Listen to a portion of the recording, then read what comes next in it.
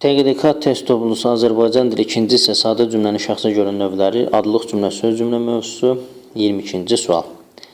Nəhəng Pekin stadionu, azarkeşlərin gürültülü alqışları, Elnur Məmmədinin parlayan gözlərində sevinc yaşları cümlələrinin şəxsə görə növünü müəyyən edin.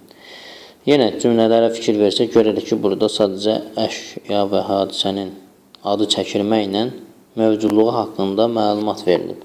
Pekin stadionu adı çəkilir və bilinir, artıq insan oranı təsəvvür edir. Azarkeşlərin gürültülü alqışları, yenə təsəvvür edilməklə biz bunun varlığını dərk edirik. Elnur Məmmədlinin gözlərində parlayan sevinc yaşları, yenə sevinc yaşları, mübtəda, digərləri də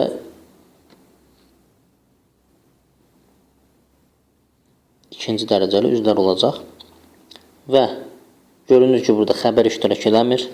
Xəbər iştirak eləmirsə, deməli, mübtəda əsasında formalaşan cümlədir. Mübtəda əsasında da bizim bir cümləmiz formalaşır. O da yalnız adlıq cümlədir.